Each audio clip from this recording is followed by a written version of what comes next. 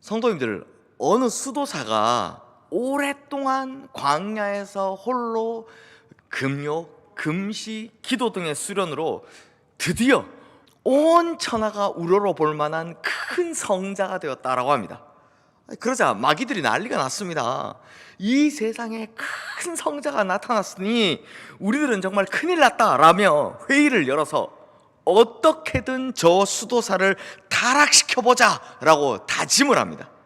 그래서 어떤 마귀는 거대한 황금 덩어리로, 또 어떤 마귀는 예쁜 미녀로, 또 어떤 마귀는 의심과 공포로, 하여튼 여러 가지 방법으로 이 수도사를 흔들어 보려고 노력을 했지만 정작 이 수도사는요, 눈 하나 깜빡하지 않았습니다. 절대로 흔들리지 않은 거죠. 그러다 보니 이제 오히려 마귀들이 포기할 지경에 이르렀습니다.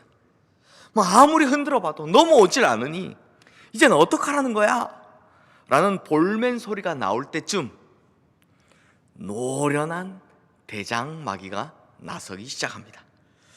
그런데 이 대장 마귀는요, 무슨 무기를 들고 가는 것도 아닙니다. 그저 수도사의 귀에다 대고 아주 짧게 몇 마디 속삭일 뿐이었습니다. 그러자 놀랍게도 이 수도사의 얼굴이 울그락불그락해지더니 결국에는 화를 내기 시작하는 겁니다. 그러자 다른 마귀들이 놀래서 이 대장 마귀를 찾아와 묻습니다. 아니, 도대체 뭐라고 하셨길래 저 강철 같던 수도사가 흔들리는 것입니까? 그랬더니 이 대장 마귀는 자기는 딱 한마디만 했을 뿐이다 라고 합니다. 뭐라고 했느냐? 당신 친구가 방금 알렉산드리아의 대주교가 되었다네. 이 말 한마디 했다라는 것입니다. 성도님들, 사람은요, 어떨 때 보면 무지하게 강한 존재이기도 하지만 또 어떨 때 보면 참으로 약한 존재이기도 합니다. 예를 들어서 이 사당 오락이라고 하루에 4시간 또 채 안 자면서 하루 종일 공부만 하고 있는 그 10대들의 모습을 보면 야, 어떻게 사람이 저렇게까지 할 수 있나? 라는 생각이 들 정도입니다. 또 저도 이 목회를 하면서 직접 본 거지만 주님을 만나고 나서 평생도록 즐겨왔던 술, 담배 등등 이 모든 것을 다 끊겠다라고 작정하고선 한순간에 그런 것들을 딱 멀리하고선 그 결심을 평생토록 지켜가시는 분들을 보면 야, 사람은 정말 의지가 강한 존재이구나 라는 생각이 듭니다. 그런데 이렇게도 강한 사람이 아주 사소한 것 하나에 쉽게 무너지는 경우들도 많이 볼 수 있습니다. 방금 들은 이 수도사의 이야기처럼 그저 친구에게 생긴 그 경쟁심이나 시기심으로 인해 자신이 그토록 힘겹게 쌓아왔던 모든 것들을 단 한 번에 날리기도 하죠. 그래서 제가 오늘 설교 제목을 이렇게 정해봤습니다. 저보다 연세가 좀 많으신 분들은 기억하시겠지만 순간의 선택이 10년을 좌우합니다 라는 카피로 히트를 쳤던 금성사의 광고가 있었죠. 이걸 좀 패러디해서요, 저는 오늘 설교 제목을 순간의 방심이 모든 것을 망칩니다 라고 정해보았습니다. 성도님들께서는 기드온에 대해 대부분 단 300명의 용사를 이끌고 나가서 미디안 대군의 승리를 거두는 것, 이것만 알고 계시죠. 실제로 기드온은 성경의 대표적인 믿음의 인물들이 등장하는 히브리서 11장, 즉 믿음장이라 불리는 곳에서도 다윗과 사무엘, 이 사람들과 같은 반열에 이름을 올리고 있습니다. 그러다 보니 우리가 지난 특별 새벽 기도에서 다룬 사사기 6장과 7장 그리고 8장의 전반부까지는 기드온에 대해서 굉장히 좋은 것, 긍정적인 내용만 기록하고 있는 것을 볼 수 있습니다. 특별 새벽 기도를 통해서 보신 것처럼 사실 기드온은 별로 흠잡을 만한 것이 없는 사람이었죠. 그런데 성도님들, 오늘 본문인 이 사사기 8장 후반부부터는 기드온에 관한 내용을 기록하는 데 있어서 그 색깔이 완전히 달라지는 것을 볼 수 있습니다. 이전에 우리가 보았던 기드온과 같은 사람이 맞나 싶을 정도로 완전히 바뀐 모습을 보여주더라라는 것입니다. 사실 제 개인적으로는 이 내용을 설교에서 다루어야 할까라는 고민이 참 많이 되더라고요.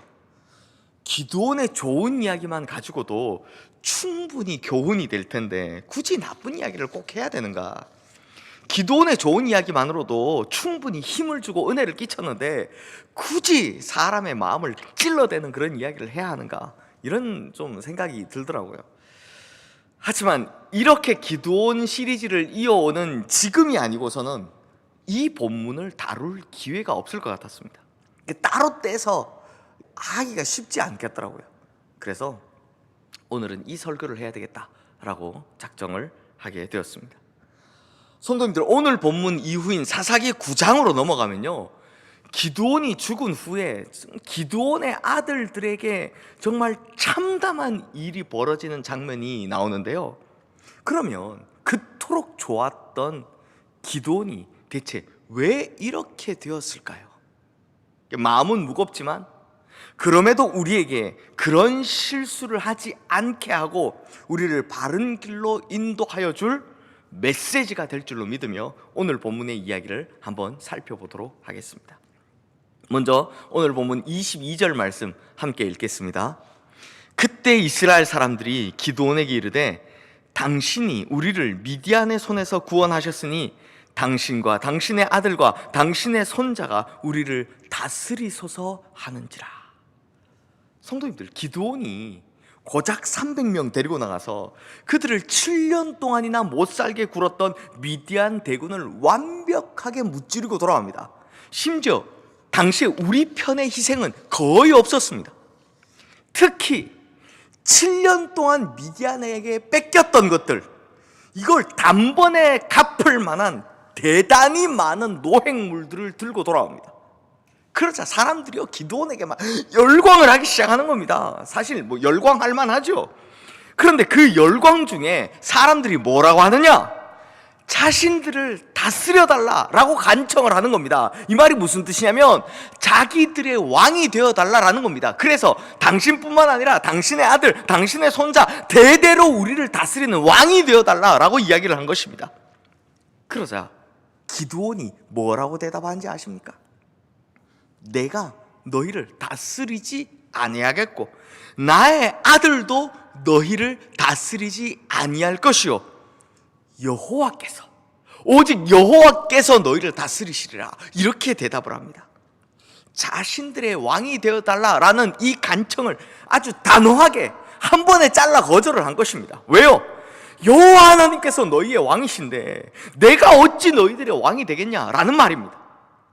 즉 자신을 우상처럼 떠받들어서는 안 될 뿐만 아니라 우리는 오직 하나님만 섬겨야 한다라는 이 말에 우리는 기드온의 위대한 겸손과 깊은 영성을 볼 수 있습니다 라고 말씀드리고 싶은데요, 문제는 이 다음입니다. 이렇게 위대한 신앙 고백을 한 기드온이 바로 그 다음에 뭐라고 하는지 오늘 본문 24절 말씀 한번 보십시오.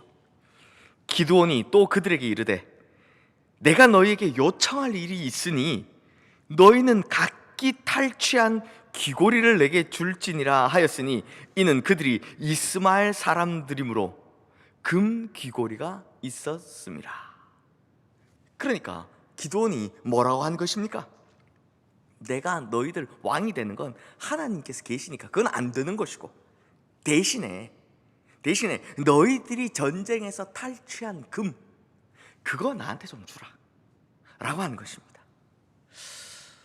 성도님들, 이상한 낌새를 좀 채셨습니까? 이거 벌써부터 이상한 냄새가 좀 나기 시작하죠? 그랬더니 이 사람들이요, 금 귀고리를 모았는데 그 무게만 해도 1700세겔이나 되었다라고 합니다. 그 외에도 뭐 온갖 폐물들, 장식물들이 다 있었다라고 합니다. 그러자 기드온이 그것으로 에봇을 만들었는데 27절 말씀해 보니 그 결론이 뭐라고 합니까? 온 이스라엘이 그것을 음란하게 위함으로 그것이 기드온과 그의 집에 올무가 되니라 라고 합니다. 사랑하는 성도님들, 이 땅에서 사는 동안 소위 말하는 성공하는 인생, 승리하는 인생을 사는 것, 이건요 말처럼 쉬운 일이 아닙니다. 다들 살아보셔서 아시겠지만 거기까지 가기 위해서 얼마나 많은 노력을 해야 하고 얼마나 많은 순간 자존심을 굽혀야 하며 얼마나 많은 희생이 필요합니까? 게다가 이 땅에 태어난 거의 모든 사람들이 자신의 인생을 걸고 성공과 승리라는 목표를 향해서 달려가지만 그것을 쟁취하는 사람은 극히 일부라는 것을 보면 도무지 이게 쉬운 일이 아니라는 겁니다. 그러다 보니 정말 안타까운 것이 무엇입니까? 그렇게 어렵게 그 고지까지 올라갔는데 그 다음 너무나 허무하게 무너지더라라는 것입니다. 우리 주변에도 보면 참 위대했던 많은 사람들이 또 우리가 한때 그렇게 존경했던 많은 분들이 한순간에 잘못된 선택으로 인해 무너지는 것 얼마나 많이 봅니까? 마무리를 잘 짓지 못해서 쌓아 올린 그 모든 것들을 한순간에 잃어버리는 것 우리가 얼마나 많이 봅니까? 이건요 성경의 역사에서도 마찬가지입니다. 기드온을 비롯해서 순간에 잘못된 선택으로 인해 종래에는 와르르 무너지는 경우가 훨씬 많지, 마지막까지 변질되지 않고 초심을 잘 지키는 경우는요 오히려 굉장히 드물다는 것을 성경에서도 볼 수 있습니다. 그러니 성도님들, 우리 같은 그리스도인들이 그리스도인이라는 타이틀을 달고 이 세상 살아가는 동안 하나님의 은혜로 강성하여지고 하나님의 능력으로 승리하는 순간까지 오는 것, 이거 결코 쉽지 않았을 텐데 순간에 잘못된 선택이라는 복병 하나에 와르르 전부 다 너무나도 쉽게 무너지는 것을 보면 안타깝기 그지없다라는 것입니다. 그러므로 성도님들, 우리가 이런 실수를 하지 않으려면 오늘 본문을 통해 꼭 기억해야 하는 것 두 가지가 있습니다. 첫 번째는 사람은 항상 성공한 다음 변질되기 쉽다라는 것입니다. 성도님들, 사람이 꿈을 향해 달려가거나 한참 노력할 때, 목표를 위해 달려갈 때, 이럴 때는요 잘 변하지 않습니다. 기드온도 미디안 군대가 자기 눈앞에 있을 때는요 황금에 대해서는 생각하지도 않았습니다. 하지만 문제는 언제냐? 상황이 좋아질 때입니다. 전 제가 목회하는 동안 고3의 자녀를 둔 학부모님들께서 대학교 합격하기 전까지는 작정하면서 막 새벽기도 하시는 분들은 봤어도 그 자녀가 대학교에 합격한 이후에도 작정기도를 하시는 분은 거의 못 봤습니다. 사실 그 자녀에겐요 앞으로가 훨씬 더 중요하고 앞으로 훨씬 더 잘 되기를 바라야 되는데 그러는 분들은 못 봤습니다. 또 취업이나 결혼을 앞두고 막 작정기도 하시는 분들, 제 청년들 진짜 많이 봤습니다. 이 청년들이 뭐라고 하느냐? 이것만 되면, 이것만 잘 되면 제가 주님을 정말 잘 섬기겠다라고 서원도 하고 작정도 하고 그러시는 거 정말 많이 봤는데요. 그런데 그 기도가 응답되고 난 후에도 그렇게 신앙생활 하시는 분들은 정말 드물더라고요. 특히 장사하시는 분들, 장사 시작할 때는요 그렇게도 간절하시던 그분들이 장사 잘 되고 나서는 어떻게 됐냐? 예배 시간에 그냥 허겁지겁 왔다 가기 바쁘더라고요. 장사한다고. 그래서 어떤 사람들에게는 오히려 세상에서 성공하지 못하는 것, 승리하지 못하는 것이 더 좋을 때도 있습니다. 왜냐하면 영적으로 황폐해지기보다는 상황이 나쁘더라도 하나님 앞에 열심히 있는 것이 본인을 위해서도 하나님을 위해서도 더 좋은 경우가 있기 때문입니다. 그리고 우리가 두 번째로 기억해야 될 것, 보이지 않는 영원한 것을 바라봐야 하는데 한순간의 만족을 위해 눈에 보이는 것을 쫓다가 결국 변질된다라는 것입니다.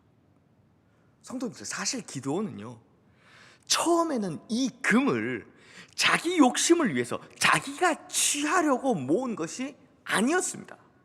오늘 본문 27절 말씀에 보시면 그 모은 금으로 뭘 만들었냐? 에봇을 하나 만들었다라고 합니다. 그럼 이 에봇이 무엇입니까? 이 에봇은요 대제사장이 입던, 우리식으로 말하면 이 조끼 같은 예복입니다. 그러니까 기드온은 금으로 제사장의 예복을 만들어 준 것입니다. 분명히 좋은 의도였죠. 그런데 이것이 왜 올무가 되었을까요? 사실 하나님께서는 이미 기드온에게 금으로 치장한 대제사장의 에봇과는 비교할 수 없을 만큼의 놀라운 옷을 이미 입혀주셨습니다. 성도님들, 지난 특별 새벽기도의 목요일에 했던 성령의 능력을 힘입어 라는 설교 기억하십니까? 그때 본 말씀이 사사기 6장 34절 말씀, 여호와의 영이 기드온에게 임하시니 기드온이 나팔을 불매 아비에셀이 그 뒤를 따라 부름을 받으니라 였죠. 그래서 기드온이 밤중에 몰래 바알의 제단을 헐고 아세라 목상을 부시고 태웠을 때 가장 먼저 쫓아와서는 기드온 끌어내라고, 오늘 걔 죽을 거라고 했던 그 동네 사람들이 성령의 능력을 힘입은 기드온의 나팔 소리에 가장 먼저 모여들었다라는 말씀을 전해드렸습니다. 그런데 여기서 여호와의 영이 기드온에게 임하시니 라는 말씀을 문자적으로 번역하면 이게 무슨 뜻이냐? 여호와의 신이 기드온을 옷 입히셨다라는 뜻이 됩니다. 즉 기드온이 여호와의 신을 입었다라는 것입니다. 그러니까 사실 하나님께서는 이미 기드온에게 금으로 치장한 예복과는 비교할 수 없는 성령의 옷을 입혀주신 것입니다. 또한 기드온은 그러한 성령의 옷을 입고 전쟁에 임했기 때문에 그토록 큰 승리를 거둘 수 있었던 것이죠. 그런데 뭐가 문제입니까? 성령의 옷은 사람들의 눈에 잘 보이지 않는다는 것입니다. 이게 문제입니다. 눈에 잘 보이지 않는다는 것. 진짜 능력은 보이지 않는 성령의 옷에 있음에도 불구하고 눈에 보이지를 않으니 사람들은요, 자기 눈에 확실하게 보이는 그 황금 에봇을 좋아하는 것입니다. 그래서 성령께서 입혀주신 그 놀라운 옷은 보려고 하지도 않고 자기 눈에 확실하게 보이는 금으로 치장한 예복을 마련하려는 그 충동이 생기는 것입니다. 이렇게 눈에 보이는 것을 쫓아가는 것이 바로 변질의 시작이라는 것입니다. 제가 최근에 이 특별 새벽 기도에 설교 준비한다고 너무 바쁘다 보니 뉴스를 전혀 못 보고 있었는데요, 몇 주 전에 저희 아내가 저더러 정인이 사건을 아느냐라고 물어보더라고요. 그래서 제가 이 모른다 라고 대답하면서 그 뭔데? 하고 이야기를 좀 들어봤더니 이야기를 듣는데 정말 기가 막히더라고요. 목회자 자녀라는 사람이 입양을 해서는 사람들이 보는 곳에서는 막 천사인 양 TV에도 출연하고 그렇게 했지만 보이지 않는 곳에서는 얼마나 학대를 했는지 결국에는 사망에 이르게 했죠. 그 이야기를 듣는데요, 제가 얼마나 화가 나는지, 너무 분노가 차오르는데 막 어떻게 할 수가 없으니까요, 눈물이 막 뚝뚝 떨어지더라고요. 성도님들, 그 사람들은 평생 예수 믿어온 사람들이라면서 대체 왜 그런 짓을 했을까요? 그 사람들은요, 참된 그리스도인 척 흉내를 내며 천사 코스프레는 했지만 실제로는 그저 눈에 보이는 황금 에봇을 입고 싶었던 것입니다. 그래서 아파트 분양권을 위해서 입양했다, 이런 이야기들이 나오지 않습니까? 마음속은 이미 사탄의 소굴인데 겉으로는 금으로 치장한 에봇을 가지고 그럴싸하게 보여주고 싶으니 이런 문제가 터지는 것입니다. 사랑하는 성도님들, 눈에 보이지 않는 성령의 옷을 입고 있었으나 그것을 버리고 눈에 보이는 황금 에봇을 취했던 기드온, 이 기드온의 최후가 어떠했는지 한번 보십시오. 성경에서 기드온 이야기를 끝내는 사사기 8장 33절에서 35절 말씀 제가 읽어드리겠습니다. 기드온이 이미 죽음에 이스라엘 자손이 돌아서서 바알들을 따라가 음행하였으며 또 바알 브릿을 자기들의 신으로 삼고 이스라엘 자손이 주위의 모든 원수들의 손에서 자기들을 건져내신 여호와 자기들의 하나님을 기억하지 아니하며 또 여룻바알이라 하는 기드온이 이스라엘에 베푼 모든 은혜를 따라 그의 집을 후대하지도 아니하였더라. 뭐라고 합니까? 기드온이 죽자 이스라엘 사람들이 그의 집안을 후대하지도 않았을 뿐만 아니라 하나님을 기억하지도 않았고 오히려 우상인 바알 브릿을 그들의 신으로 섬겼다라고 합니다. 이것이 기드온의 최후인 것입니다. 순간의 방심이 모든 것을 다 망치는 거죠. 사랑하는 성도님들, 큰 댐에 물이 어디서부터 셉니까? 아주 작은 틈새 아닙니까? 그 작은 틈새에서 흘러나오는 물이 그 거대한 댐을 무너뜨리는 것입니다. 즉 순간의 방심이 모든 것을 망하게 하는 것입니다. 그래서 그리스도인들은요, 끝까지 그 마음을 잘 지켜야 하는 것입니다. 제가 앞서 인간사뿐만 아니라 성경에서조차도 끝까지 이 마음을 잘 지킨 사람이 드물다라고 말씀을 드렸는데요, 하지만 성경에 보면 기드온의 마지막 모습과는 완벽하게 대조되는 삶을 산 인물이 한 명 등장합니다. 이 사람은 기드온과 반대로 정말 신실하게 끝까지 그 마음을 잘 지킨 사람인데요, 이 사람의 마지막 고백이 이렇습니다.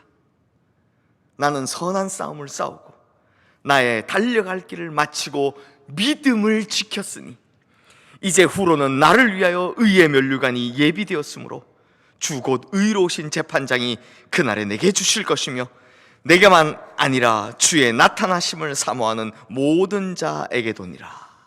아멘. 사랑하는 성도님들, 사람이란 변질되기 쉬운 존재이며 또 그 변질은 아주 사소한 방심에서부터 시작된다는 사실을 반드시 기억하시길 바랍니다.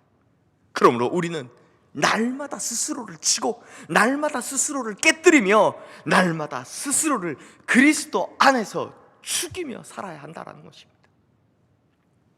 그것이 끝까지 이렇게 이어질 때 우리를 기다리는 것이 무엇이냐? 바로 하나님께서 나를 위해 예비하신 의의 면류관이라는 것입니다.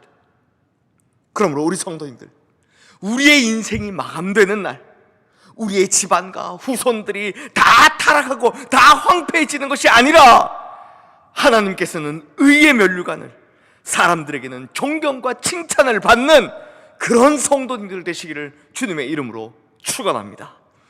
또 우리의 인생이 마감되는 날, 우리의 후손들에게 나는 하나님의 은혜로 내 인생 살았고 그 은혜를 끝까지 지켰으므로 이제 후회가 없다고, 너희들은 내가 어떻게 살아왔는지 직접 보았을 테니 너희들도 부디 하나님의 은혜를 힘입어 면류관 받는 인생을 살아라라고, 이렇게 확신에 찬 이야기를 할 수 있는 복된 인생 살아가시는 우리 성도님들 되시기를 주님의 이름으로 축원합니다.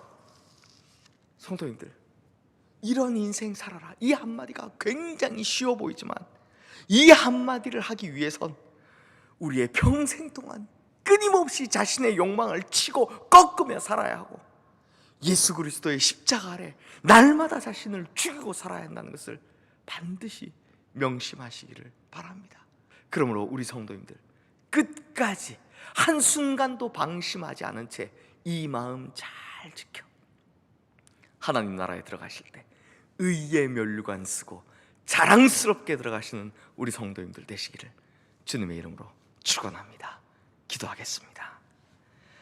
하나님 아버지, 보이지는 않지만 사실 하나님께서 우리에게 더딥혀 주신 성령의 옷이 있고 그 능력으로 말미암아 우리가 살아가야 하는데 우리는 자꾸 보이는 것만 추구하며 살아갑니다. 특히 하나님께서 큰 은혜를 베풀어 주셔서 여기까지 이만큼 오게 하셨는데 우리는 자꾸 그 은혜를 잊어버리고 더더욱 채우고 싶은 우리의 욕심을 따라 살아갑니다. 하지만 오늘 말씀을 보니 욕망을 따라오는 그 순간의 방심으로 인해 모든 것을 망쳐버리고 잃어버릴까 두렵습니다.